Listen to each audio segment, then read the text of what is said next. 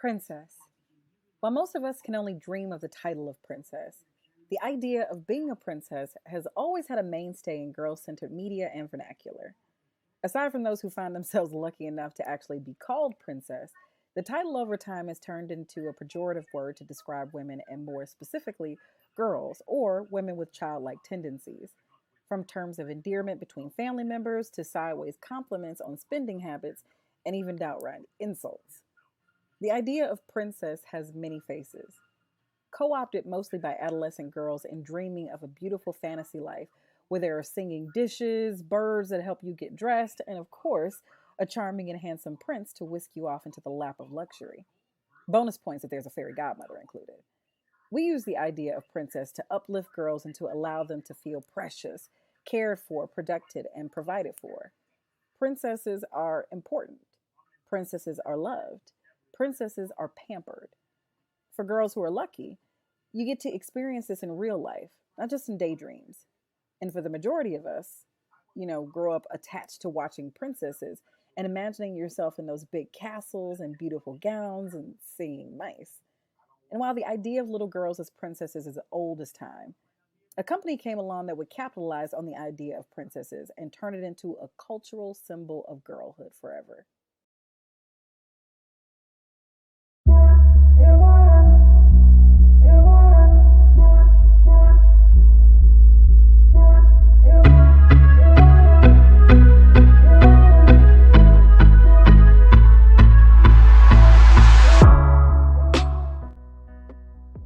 In 1812, the Brothers Grimm published the tale of Snow White.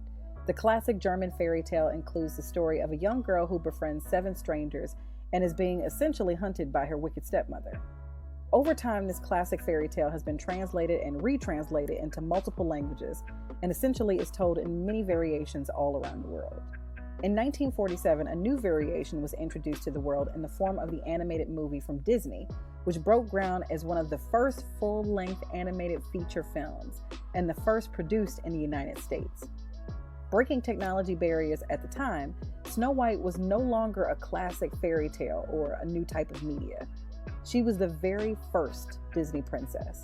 In 2000, Andy Mooney, a former UK Nike executive, was onboarded as the new chairman of Disney Consumer Products Worldwide. A division started in 1929 when Walt Disney himself licensed the image of Mickey Mouse to be used for the production of a children's writing tablet. To begin to learn more about the division that he was set to head, Mooney went to see a Disney on Ice show. In the midst of the fantastical show, he was looking for inspiration to bring to his new employer, a new idea for products or merchandise that would become a staple in the industry. Since licensing out the first image of Mickey, each Disney character was sent out into the world plastered on everything child size, from plushies to bed sheets to lunchboxes and action figures to video games, kitchenware, and even an exclusive Winnie the Pooh red t-shirt line at Sears. The retail stream was starting to slow to a deafening halt for Disney products, and in an attempt to shake up the department, Mooney was put in place to bring the company's product line back to its glory days. And did he ever? While watching the show with all of its glitz, tricks, and fun, friendly characters gliding across the ice, Mooney focused his attention not on the show itself, but on the audience, and more specifically, the little girls in the audience who would come to the show dressed as their favorite princesses. In an attempt to mimic their favorite Disney characters, little girls were essentially Frankensteining pieces together of Halloween costumes, materials, and old dresses in order to play princess.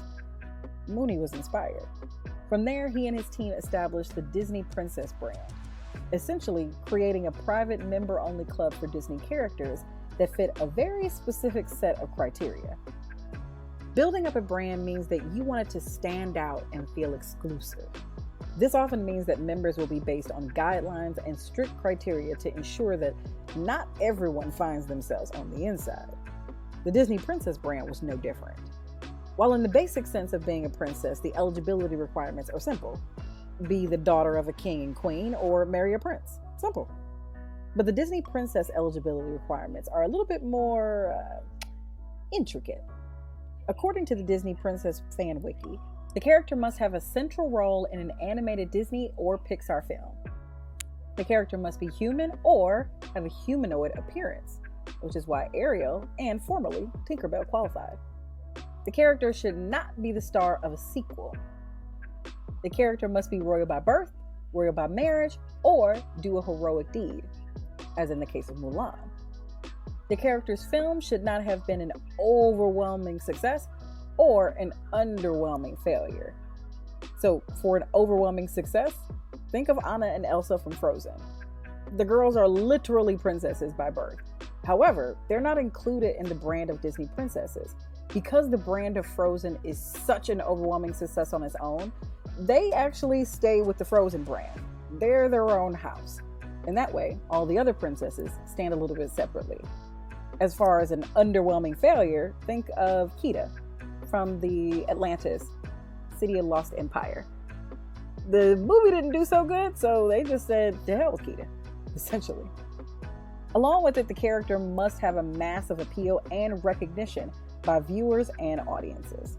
With this criteria in place, even characters that were technically princesses in their own individual movie canons would not be considered a Disney princess.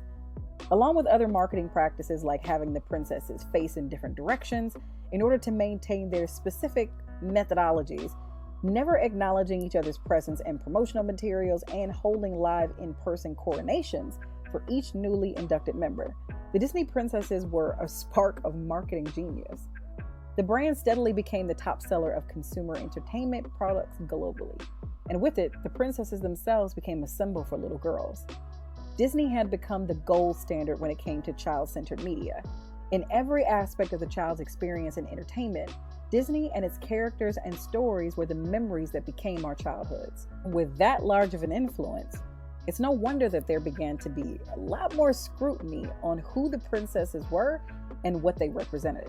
To date, there are 13 official Disney princesses: Snow White, Cinderella, Aurora, Ariel, Belle, Jasmine, Pocahontas, Mulan, Tiana, Rapunzel, Merida, Moana, and Raya? The Disney princesses, along with their movies and release dates, have been organized over time into different eras. And as you look through each princess era, you can find similar themes, characteristics, and even artistic styles that help you to distinguish one era from another. You can also see the shifts in culture that change how the artists view the stories they were creating for characters. As the saying goes, art imitates life. And as the world began to change, so did the princesses.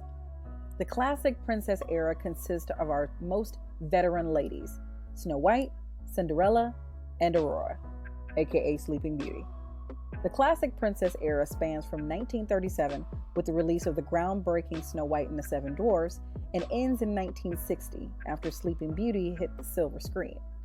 These princesses are known for their soft voices, singing, particularly to animals, which became an unwritten staple for a lot of the princess movies for some reason, and their similar animation styles. And while it would be a theme that would continue in the next era of Disney princesses to a degree, the classic era was definitely one built on the damsel in distress model, with one princess in a glass coffin, one in a dungeon of mice and dust, and another in a sleeping coma. The classic era was centered around these princesses being rescued by their handsome and wealthy prince and running off into the sunset. Based on the time, this coincided with the current social climate. The 30s, 40s, and 50s were a time of tradition and focused heavily on family values. And as the country neared the end of the time of this era, the idea of feminism was steadily growing in the country. This shift of women being passive to the world around them was changing, and the princesses shifted also to a new era. The Renaissance era was a crucial time in Disney's past as their movies were beginning to wane in popularity and weren't attracting as much engagement from consumers as before. After the death of Walt Disney, the new leadership implemented a release schedule that did not meet the sales and viewership of films released during the golden era of Disney. The Renaissance era signified a return to the classic animated storytelling, familiar to audiences. The first Disney princess of this era is Ariel, and with the release of The Little Mermaid in 1989, it includes Belle, Jasmine, Pocahontas, and Mulan. Where the golden era princesses were waiting to be rescued by their handsome prince, the Renaissance era princesses were seen as a lot more active in their character arcs. They possessed agency and were more verbal in their wants and needs. While storylines still included the ever-present love interest and pursuit of the kiss from a prince, it was layered a lot differently. There was even an additional criterion added to the Disney princess eligibility to accommodate for Mulan, who was not royal by birth, nor married by the end of her film, but had committed a great act of heroism by serving and saving her country. During this time in the 60s, 70s, 80s, and 90s, the world had changed drastically. Women's rights and civil rights meant that the Disney princesses needed to not only be more versatile in their mannerisms, but also in their appearance.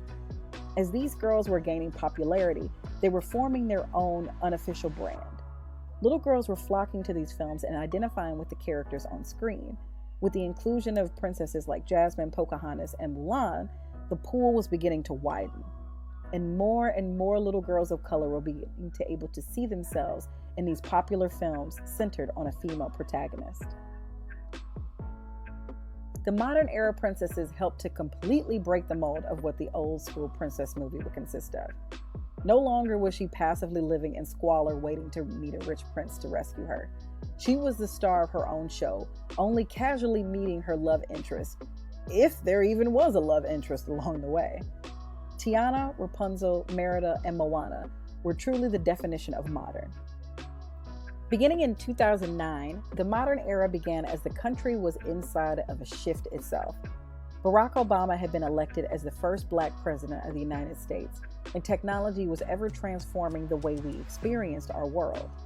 These princesses worked, saved to open their own businesses, searched for their truths, went on great adventures alone, and were unapologetic about it all. With the country's first Black president in office, it began to become painfully obvious that the Disney princess lineup was missing something.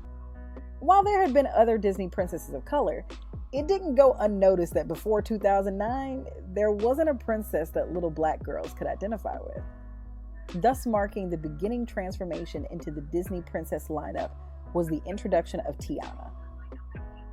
Tiana was introduced in 2009's The Princess and the Frog, a modern retelling of the classic Brothers Grimm tale, The Frog Prince. Released in December 2009, Tiana was set to be Disney's first Black princess, and the world and Black women and girls everywhere waited with bated breath. Set in Louisiana, Tiana was voiced by the talented and award-winning stage, screen actress, and singer Anika Noni Rose. In the 97-minute runtime, the film was peppered with Black family depictions, spirituality, and mysticism, and a prominent place for its Black heroine. The film would also be Disney's final classically animated film, marking the end of an era of technology as the studio diverted to 3D animation. The impact of Tiana on the Black community was felt far and wide as a celebrated and long-awaited entry into the Disney vault. With the second highest racial population in the world at 13.5%, the Black community finally had its own Disney movie to point to, giving its little girls a reason to believe that they too were princesses.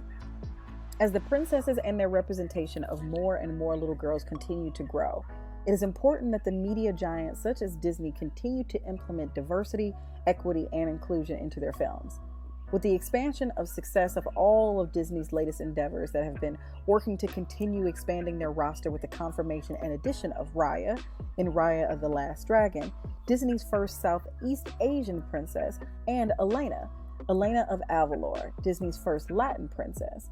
These stories of animated tales of mermaids and magic carpets are the substantial memories that our children have about the world and themselves, where each little girl can pick their Disney princess costume and be fully represented, no matter their lineage. More diverse stories are told that do not condition little girls to be passive in their own experiences, and that they can be the main character in their own adventure, instead of only sitting comatose in a tower, waiting to be rescued. Receive.